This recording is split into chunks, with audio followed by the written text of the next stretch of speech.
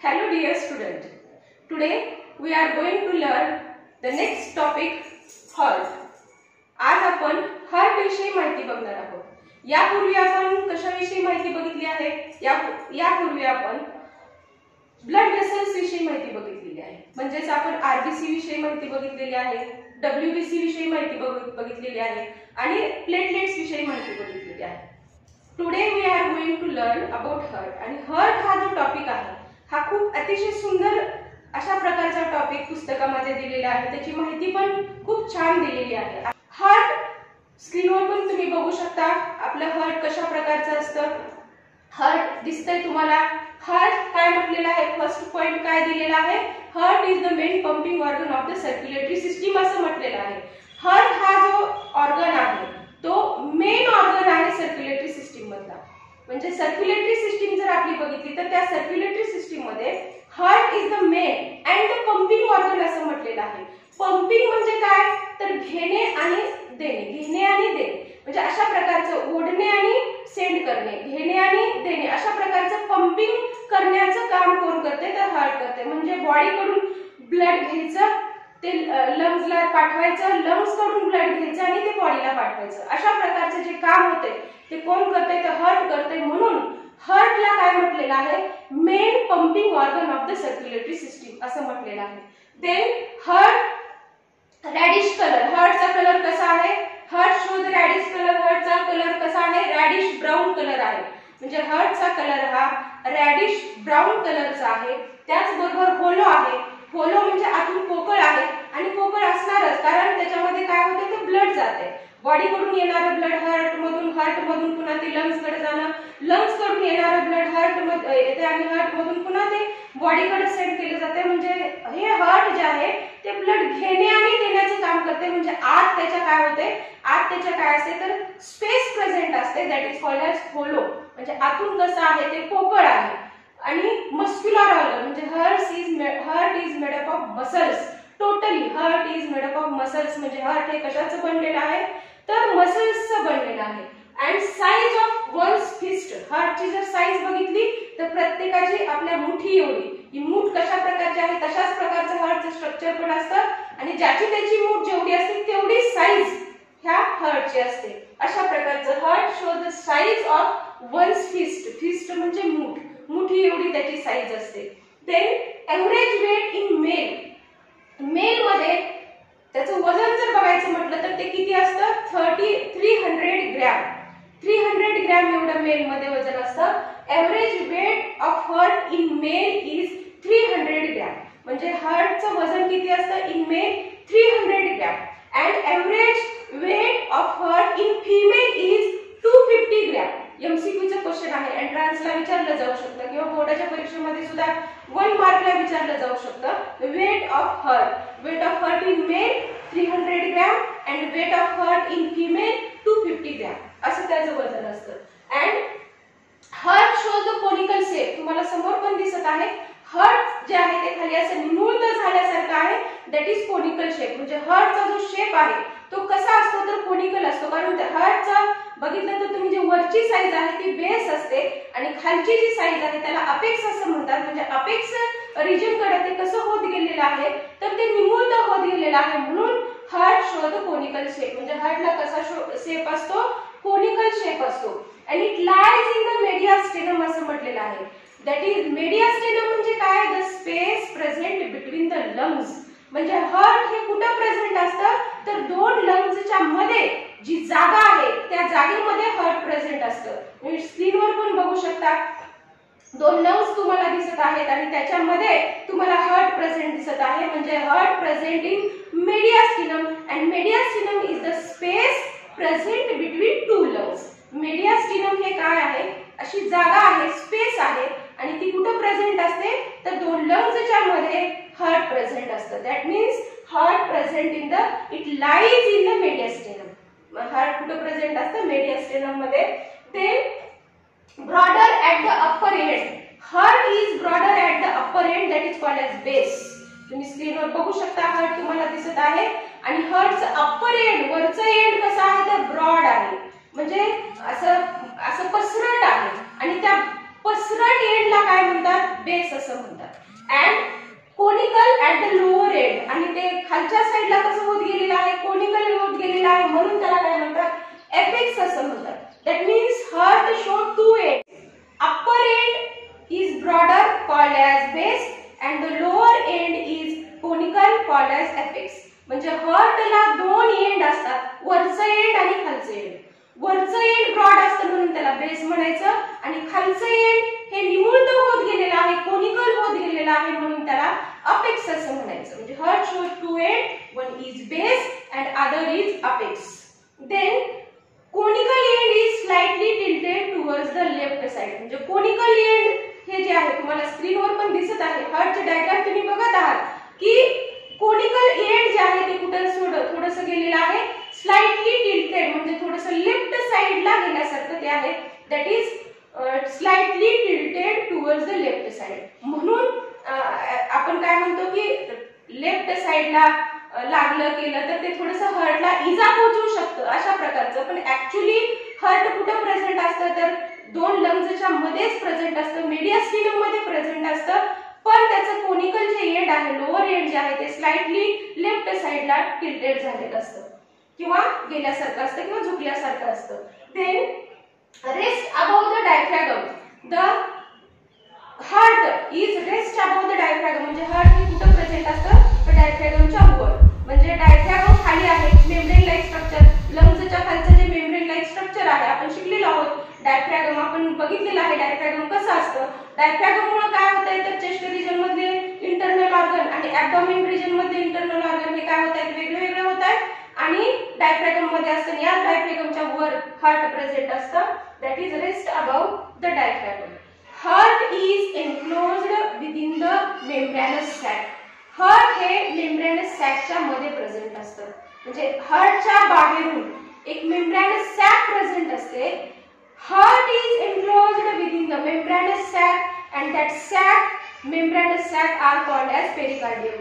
त्या membranous sac ला काय म्हणतात, पेरिकार्डियम असं म्हणतात. Pericardium are formed of two layer. म्हणजे ही पेरिकार्डियम दोन लेयरची बनलेली आहे. First is fibrous pericardium and the second is serous pericardium. First fibrous pericardium is the outer, म्हणजे सगळ्यात बाहेरची लेयर आहे, and inner to it serous pericardium is present. That is fibrous pericardium is outer layer and serous pericardium is inner layer. Fibrous pericardium are made up of connective tissue. Fibrous pericardium हे कशाचं बनलेलं आहे तर connective टिश्यूचं बनलेलं आहे, and that protect the stretching over the heart. म्हणजे हार्टला stretch होण्यापासून हे वाचवण्याचं काम करते, protect the heart over the stretching. Then serous pericardium are made up of two layer. He serous pericardium पुन्हा दोन लेयरची बनते. त्यातल्या बाहेरची लेयर आहे parietal layer and inner is visceral layer. Serous pericardium are divided into two layer. Outer layer is called as parietal layer and inner layer is called as visceral layer. जे serous pericardium पुन्हा दोन layer मध्ये divide होते. बाहेरची layer आहे ती parietal layer आहे आणि त्याच्या आतली जी लेयर आहे ती visceral layer आहे. पण ह्या parietal आणि visceral लेयरच्या मध्ये स्पेस प्रेझेंट असतो, जागा प्रेझेंट असते.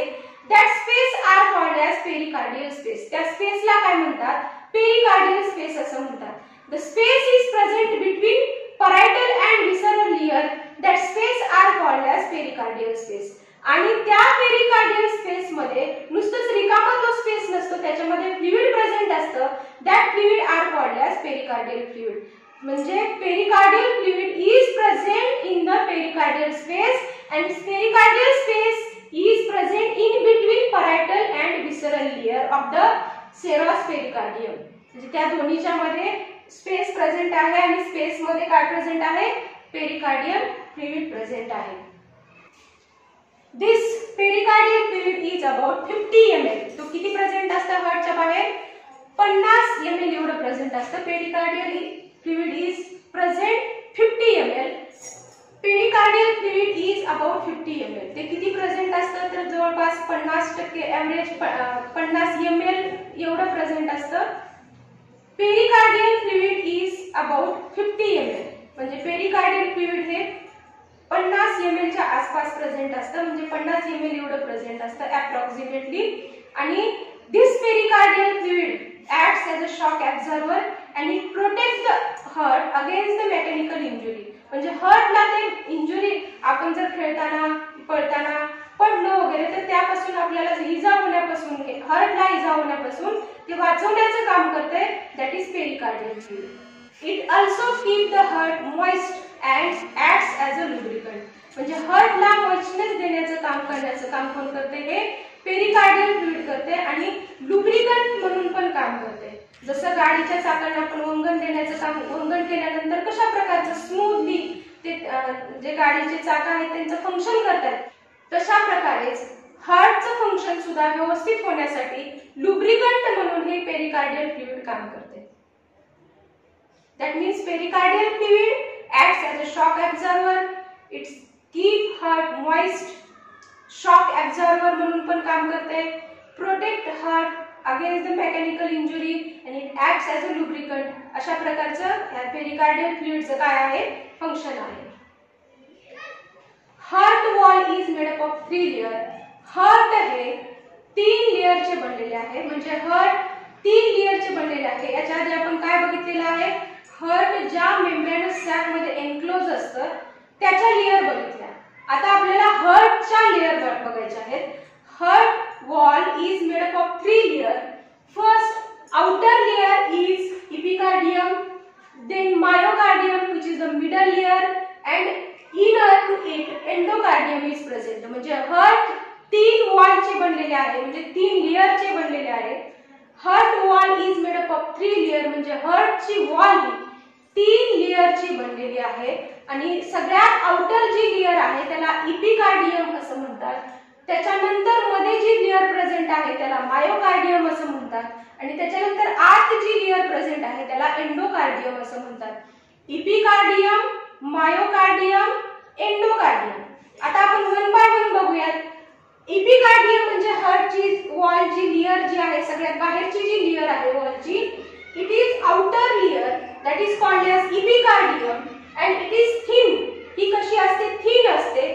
सिंगल लेयर असते, म्हणजे एकच लेयर आहे आउटर लेयर आणि ती पण कशी आहे? पातळ अशा प्रकारची ती लेयर आहे, थिन आहे. and it is made up of flat squamous epithelium which is resting on a basement membrane. म्हणजे ही कशाची, कुठल्या प्रकारच्या टिश्यूची बनलेली आहे? तर फ्लॅट स्क्वॅमस इपिथेलियमची बनलेली आहे which is resting on a basement membrane. and it protect the heart. त्याचं फंक्शन काय आहे या एपिकार्डियमचं? हार्टला प्रोटेक्शन देण्याचं काम आहे. then we see the middle layer of the heart wall that is called as myocardium. Heart वॉलची आतली लेयर आपण बघणार आहोत, त्याला काय म्हणतात? मायोकार्डियम असं म्हणतात. ही मायोकार्डियम मात्र थिक असते. थिक लेयर, सिंगल लेयर आहे, थिक लेयर आहे and formed of the cardiac muscles. कुठल्या प्रकारच्या मसल्सनी हे बनलेले आहे? तर कार्डियाक मसल्सनी हे बनलेले आहे. And the function of the myocardium, ह्या लेयरचं, मिडल लेयरचं काय फंक्शन आहे? तर contract and relaxation of the heart. म्हणजे हार्टचं कॉन्ट्रॅक्शन अँड रिलॅक्सेशन घडून आणण्याचं, म्हणजे हार्टला कॉन्ट्रॅक्ट आणि रिलॅक्स करण्याचं काम, कॉन्ट्रॅक्शन आणि रिलॅक्सेशन करण्याचं काम कोण करते? ही मायोकार्डियम लेयर करते. देन इनर लेयर जी हार्टची आहे that is called as endometrium, inner layer जी आहे हार्टची that is called as endocardium and that endocardium is thin. ही पण कशी आहे? थिन आहे, सिंगल लेयर आहे आणि कुठल्या प्रकारच्या टिश्यूची ती बनलेली आहे? तर स्क्वॅमस इपिथेलियमची ती बनलेली आहे. आणि it is the function also protective in nature. म्हणजे हार्टला प्रोटेक्शन देण्याचं काम कोण करते? तर ही एंडोमेट्रियम आणि हार्टला, म्हणजे हार्टला प्रोटेक्शन देण्याचं काम कोण करते? Endocardium and epicardium. म्हणजे ह्या ज्या 2 लेयर आहेत which is protective in function, म्हणजे हार्टला प्रोटेक्शन देण्याचं काम करतात. अँड हार्टचं कॉन्ट्रॅक्शन आणि रिलॅक्सेशन, म्हणजे हार्ट कॉन्ट्रॅक्ट होते, रिलॅक्स होते, हे कोण करून आणण्याचं काम करते? हार्ट वॉलची जी मिडल लेयर आहे that is called as myocardium करते. विद्यार्थी मित्रांनो, आज आपण हार्ट विषयी माहिती बघितलेली आहे. Heart is enclosed within the membranous sac. त्या मेम्ब्रेनस सॅकची लेयर आपण बघितलेली आहे. त्याचबरोबर हार्ट वॉलच्या लेयर आपण बघितलेल्या आहेत. I hope you understand this topic. जर तुम्हाला आणखीनही स्क्रीनवर बघायचं असेल तर तुम्ही मेम्ब्रेनस सॅकचे लेयर बघू शकता. मेम्ब्रेनस सॅकचे लेयर तुम्ही बघू शकता. मेम्ब्रेनस सॅकचे लेयर प्रेझेंट आहेत आणि त्याचबरोबर हार्ट वॉलचे जे सुद्धा लेयर, जे 3 लेयर आहेत ते पण दिसत आहेत. अशा प्रकारचं आज आपण काय बघितलेलं आहे, हार्टची इंट्रोडक्शन म्हणूयात आपण, किंवा हार्टची सुरुवातीची माहिती आपण बघितलेली आहे. विद्यार्थी मित्रांनो, तुम्हाला हा आजचा टॉपिक नक्कीच समजला असेल. जर तुम्हाला माझे व्हिडिओ आवडत असतील तर माझ्या व्हिडिओला लाईक करा, शेअर करा, सबस्क्राईब करायला विसरू नका आणि तुम्हाला माझे व्हिडिओ कसे वाटत आहेत याबद्दल नक्की कमेंट करा. थँक्यू.